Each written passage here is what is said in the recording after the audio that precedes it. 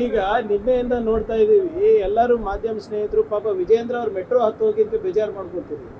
ನಾವು ಪ್ರತಿ ವಾರ ಹೋಗ್ತೀವಲ್ಲ ವೈಟ್ ಫೀಲ್ಡಿಗೆಲ್ಲ ಹೋಗ್ಬೇಕಾದ್ರೆ ನಾವು ಮೆಟ್ರೋನಲ್ಲೇ ಹೋಗೋದು.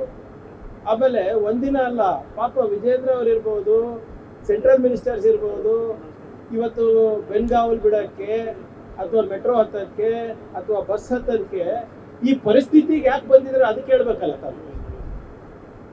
ಈಗ ಈ ಪರಿಸ್ಥಿತಿಗೆ ತಂದು ನಿಲ್ಲಿಸಿದ್ದು ಯಾರು, ಯಾಕೆ, ಹೇಗಾಯಿತು ಅದು ಇಂಪಾರ್ಟೆಂಟ್ ಅಲ್ಲ. ಯಾರು ಬಿಜೆಪಿ ನಾಯಕರು 4 ಜನ ಮೆಟ್ರೋ ಹತ್ತಿದ ತಕ್ಷಣ ನಮ್ಮ ಪರಿಸ್ಥಿತಿ ಸರಿಯಾಗಾಯ್ತಾ?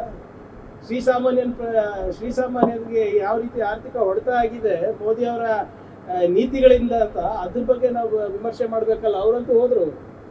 ಈಗ ಮಿಕ್ಕಿದಲ್ಲಿ ಒಳ್ಳೆ ಸುದ್ದಿ ಇದ್ರೆ ಬಂದು ರಾತ್ರಿ 8:30 ನಿಮ್ಗೆ ಹೇಳ್ತಾರೆ.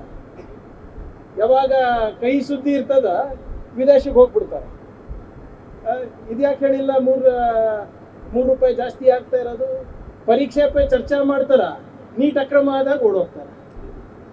ಗ್ಲೋಬಲ್ ಎಫೆಕ್ಟ್ ಇದೆ, ಆಯ್ತ್ರಿ, ಗ್ಲೋಬಲ್ ಎಫೆಕ್ಟ್ ಇದ್ರೆ ಅದನ್ನ ಒಪ್ಕೊಳ್ಳಕ್ಕೆ ಏನಂತೆ ಪಾರ್ಲಿಮೆಂಟ್ ನಲ್ಲಿ ಹೇಳ್ಬೇಕಲ್ಲ. ಹೌದು, ಈಗ ವಿದೇಶದಲ್ಲಿ ಯುದ್ಧ ಆಗ್ತಾ ಇದೆ, ನಾವು ನಮ್ಮ ಪರಿಸ್ಥಿತಿ ಗಂಭೀರ ಆಗ್ಬಹುದು ಅಂತ ರಾಹುಲ್ ಗಾಂಧಿ ಅವರು ಹೇಳಿದ್ರೆ ಇವರು ಏನು ಇಲ್ಲ ಅಂತ ಹೇಳ್ತಾರೆ. ಹರ್ದೀಪ್ ಸಿಂಗ್ ಪುರಿ ಅವರು ಮತ್ತೆ ಮೋದಿ ಅವರು ಅದೇ ಪಾರ್ಲಿಮೆಂಟ್ ಅಲ್ಲಿ ಚರ್ಚೆ ಮಾಡ್ಬೋದಾಗಿತ್ತಲ್ಲ, ಯಾಕೆ ಕೊಡೋದ್ರು? ಹೇಳಿ ಅವರು ನಾವು ಪೂರ್ವ ಸಿದ್ಧತೆ ಮಾಡಿಕೊಂಡಿಲ್ಲ.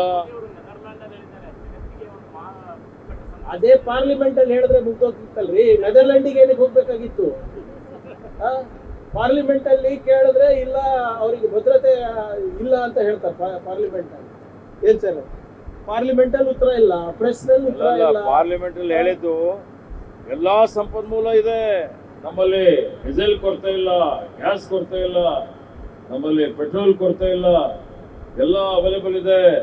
ಚುನಾವಣೆಗಿಂತ ಪೂರ್ವದಲ್ಲಿ ನಾವೆಲ್ಲ ನಿಮ್ಮ ಮನೆ ಬಾಗಿಲಿಗೆಲ್ಲ ಮುಟ್ಟಿಸ್ತೀವಿ. ಚುನಾವಣೆ ಆದ ತಕ್ಷಣ ರೇಟ್ ಬದಲಾವಣೆ. ಇವತ್ತು ಎಲ್ಲ ಕಡೆ ಬೆಲೆ ಏರಿಕೆ. ಆ ಬೆಲೆ ಏರಿಕೆ ಸಮರ್ಥನೆ ಮಾಡಿಕೊಳ್ಳಿಕ್ಕೆ, ತಮ್ಮ ವೈಫಲ್ಯ ಮುಚ್ಚಿಕೊಳ್ಳಿಕ್ಕೆ ಇವತ್ತು ನೀವು ಬಂಗಾರ ಖರೀದಿ ಮಾಡಬೇಡ್ರಿ. ನೀವೀಗ ಕಡಿಮೆ ಡೀಸೆಲ್ ಉಪಯೋಗ ಮಾಡಿ, ಕಡಿಮೆ ಪೆಟ್ರೋಲ್ ಉಪಯೋಗ ಮಾಡಿ, ಊಟ ಕಡಿಮೆ ಮಾಡಿ, ನೀವು ನೀರು ಕಡಿಮೆ ಕುಡೀರಿ, ಅಡುಗೆ ಮಾಡಬೇಡಿ. ಏನು ಇದೆಲ್ಲ ಈಗ ಉತ್ತರ ಇದೆಯಾ? ಇದು ಒಬ್ಬ ಜವಾಬ್ದಾರಿಯುತ ಸ್ಥಾನದಲ್ಲಿ ಇದ್ದುಕೊಂಡು ನೀಟ್ ಬಗ್ಗೆ ಮಾತನಾಡಿ. 4 ಸಲ ನೀಟ್ ಪ್ರಶ್ನೆ ಪತ್ರಿಕೆಗಳು ಲೀಕ್ ಆಗ್ತದೆ. 4ನೇ ಸಲ ನೀವು ಇನ್ನೂ ಧರ್ಮೇಂದ್ರ ಪ್ರಧಾನ್ ಅವರು ರಾಜೀನಾಮೆ ನೀವು ಕೇಳೋದಿಲ್ಲ ಅಂದ್ರೆ ಇದ್ರಲ್ಲಿ ನೀವು ಶಾಮೀಲಿದ್ದೀರಿ ಅಂತ ಆಗ್ತದೆ ಇಲ್ಲ? ಹೇಳಿ, ನೀವೇ ಹೇಳಿ.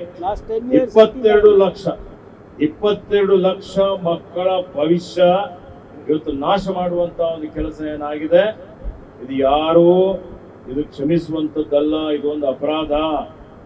ಇವತ್ತು ನೋಡಿ, ಇಂಥ ಇವತ್ತು ಈ ನೀಟ್ ಬಗ್ಗೆ ಏನು ಆಕ್ರೋಶ ಇದೆ ಜನರ ಹತ್ರ, ಯಾವ ರೀತಿಯಲ್ಲಿ ನಡೀತಾ ಇದೆ, ಏನ್ ಮಾಡಿದಿರಿ, ಯಾಕೆ ನೀಟ್ ಪೇಪರ್ ಲೀಕ್ ಆಯ್ತು, ಏನ್ ಕ್ರಮ ತಗೊಂಡಿದ್ದೀರಿ? 2 ವರ್ಷ ಕೆಳಗಡೆ ಆಗಿತ್ತು, ಅದ್ರ ಬಗ್ಗೆನೂ ಏನು ವರದಿ ಇಲ್ಲ. ಬಾಂಬ್ ಬ್ಲಾಸ್ಟ್ ಆದ್ರೂ ವರದಿ ಇಲ್ಲ, ಪುಲ್ವಾಮಾ ಆದ್ರೂ ಅದ್ರ ಬಗ್ಗೆನೂ ಜನರ ಗಮನಕ್ಕೆ ಬರೋಲ್ಲ. ಏನಾಯ್ತು, ಯಾಕಾಯ್ತು, ಯಾರು ಕಾರಣಕರ್ತರಿದ್ದಾರೆ, ಯಾರಿಗೆ ಶಿಕ್ಷೆ ಆಯ್ತು ಅದು ಗೊತ್ತಿಲ್ಲ. ಬರೀ ಜನರಿಗೆ ಮರಳು ಮಾಡುವಂತ ಕೆಲಸ ನಡೀತಾ ಇದೆ.